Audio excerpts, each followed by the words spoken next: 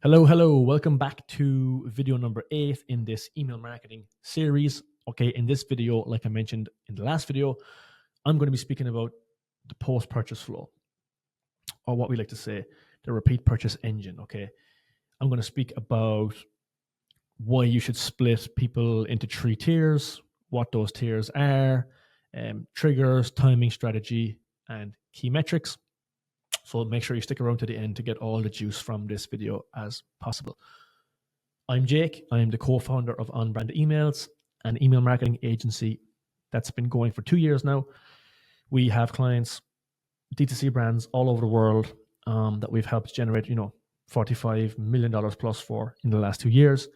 And even still, it's only now that I'm confident enough to jump on here and feel like I have a little bit of knowledge to share. If you've dabbled a small bit in email marketing yourself, or if you're brand new, it's incredibly deep. It goes super in depth. Every brand is different. So to get a real hold on things and to feel confident enough to speak about it, it does take time. And even still, like the stuff I'm sharing in this video is very basic. It's for the people out there who are new to e-commerce, or maybe you're new to an email marketing agency.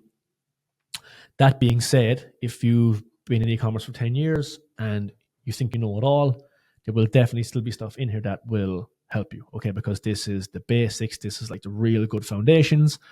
In 2 or 3 videos time, I'm going to break down some more high-level stuff, but for now, I'm going to focus on post-purchase flow. So to get straight into it, like I mentioned, why split the post-purchase into 3 tiers, okay? Because they're all at completely different stages. The 3 tiers that we would do are first-time buyers, second-time buyers, and VIPs, so 3+ purchases, okay? First-time buyers, they just made their first purchase. They still don't know yet if they will like it. There's a high risk of buyer's remorse, and they need onboarding and education. Okay, second-time buyers, they came back once. They clearly liked it and had a good experience the first time. They just need some gentle nurturing. Your VIPs with 3+ purchases, these people are locked in. Okay, they're loyal. You actually, despite what you may think, you actually want to send these people less emails. Okay, you don't want to annoy them, especially dependent on your product. Let's say, for example, it's a skincare brand. You can become a person's skincare staple. And at that point, you don't really ever need to annoy them, because the second your product runs out, they cannot survive a day without getting it again. Okay, so different stages, there's different strategies. So I'm going to break down first-time buyer post-purchase flow. Okay, we would usually do 6 to 8 emails. This might feel long, but you need it to, make sure these people come back again. Once someone purchases, if they don't purchase within the first 90 days, there's a 70% chance they'll never come back again. So you want to be super aggressive first 90 days. There's also some campaign strategy and segmentation that we would use to target these people just before they lapse, which I'll go into in a later video. Okay, so the goal with this post-purchase flow is to turn them into a repeat customer. For email 1, you want to immediately send it and just, confirm their order. It can be plain text from the founder. These work really well. Thanks for supporting a small brand. Personal, warm, appreciative. Simple. Okay, day 2 or 3, you want to reduce buyer's remorse. Okay, at this point, the product should be on the way. You want to reaffirm their purchase. You made a great choice. Here's why. Here's a lot of reviews. This is why you're going to be so happy you made the right choice, etc. So day 5 to 7, educational content. Okay, let's just say again, for example, it's skincare, how to use and apply the product, care instructions, some tips to get the most out of it, maybe a link to your social media showing the products in use, maybe even some celebrity endorsements or influencer content if related, okay? This is really, really useful. Email 4, day 10 to 12, some cross-selling, okay? This is really important as well to get customers back second and third time, but also to make sure that when they come back, you can actually increase their average order value. They may repurchase what they first got, but by you highlighting things like this, since you bought X, you might love Y, they may come back and get not only a moisturizer, but they may get the cleanser as well, because they go well together, okay? So complementary products, not trying to upsell to something bigger, which is quite obvious, but a lateral cross-sell. Okay, for example, you bought a camera, sell them a lens, not another camera, okay?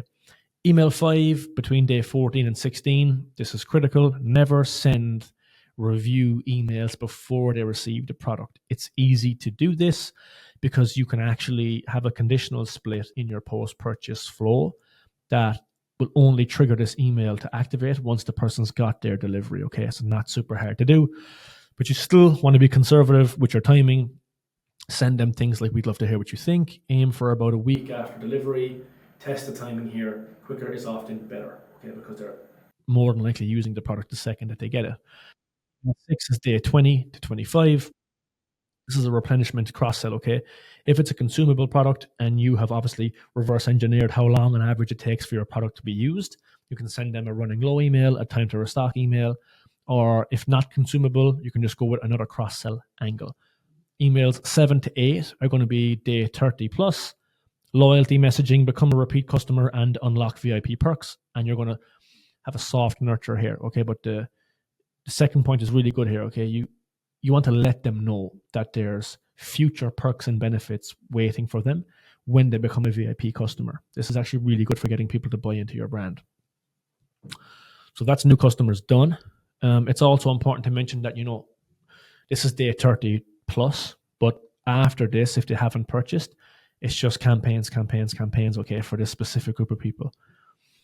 Second time buyers is 2 to 3 emails, less than half, almost 1/3 of the new customers. Okay, these people are back. They clearly liked it the first time. The goal here is to build familiarity, remind them you appreciate their return, push them toward VIP status. Okay, the sequence would be email 1, they get it immediately. Welcome back. We're glad you're here again. Confirm their order and just have a more familiar tone. Email 2 on day 7 to 10. Thank them for coming back. Remind them why they bought in the first place, okay? And once you purchase one more time, you'll unlock VIP status and exclusive perks. Again, you're showing them the same thing as a new customer, except you're acknowledging to them that they're actually one step closer. And they actually know that once they purchase once more, they will be in the VIP list, okay? Now, email 3 is going to be on day 20 to 25. This is optional. There's some brands will do these all really close, in the first 11, 12 days. Some brands, you might do it over 30 days. It's dependent, okay? But you want to cross-sell or nurture here again, and again, just keep them engaged. Don't over-email second timers. They converted already, a bit more gentle. So, VIPs, 1 to 2 emails. This is simple. They've bought 3+ times. They're loyal. The goal here is to actually not annoy them. It's a very similar strategy to subscription-based brands and offers. What you'll find is if you have a subscription-based offer, you actually want to leave someone alone once they subscribe. If you keep bombarding them, it's going to turn them off eventually, okay? So they get an email immediately. Thanks for becoming a VIP. Confirm their order, maybe include an exclusive offer or early access to something, or behind the scenes look for the brand.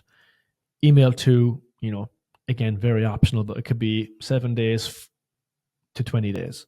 VIP only content, behind the scenes, exclusive deals, and early product launches. What you actually will want to do as well here for VIPs, which works super, super well. Sometimes for a brand, what we'll do is we'll send a plain text email actually asking for the customer's opinion. Okay, if it's a skincare brand, hey, what would you love to see next? What product? So on and so forth. It makes people feel really involved. So it works really, really well. Okay, so VIPs get fewer emails because you're not trying to convince them. You're not building trust. Don't over email VIPs or you will lose them. They just need reminders. It's as simple as that. So this is a little bit of a technical setup, but it's super simple. What triggers each one? First time buyer, where placed order equals 1. Second time buyer, where placed order equals 2. VIP, placed order where total orders is 3 or more. Okay, set this up as your conditional splits and it'll break the post-purchase paths down into the 3 that you want.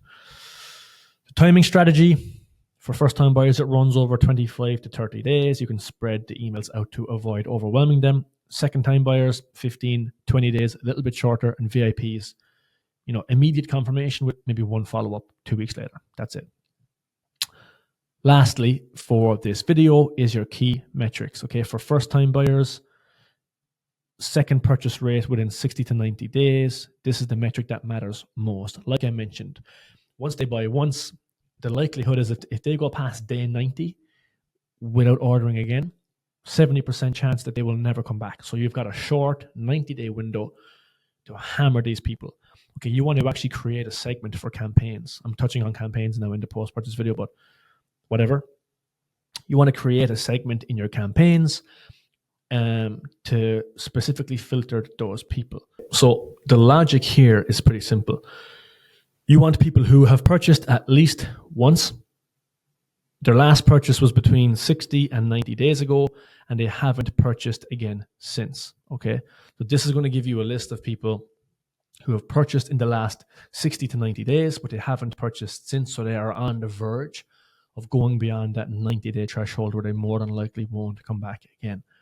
And for VIPs, you just want to track retention rate, purchase frequency. Are they still buying or have they churned? So the summary with this video is first-time buyers need onboarding, VIPs need space.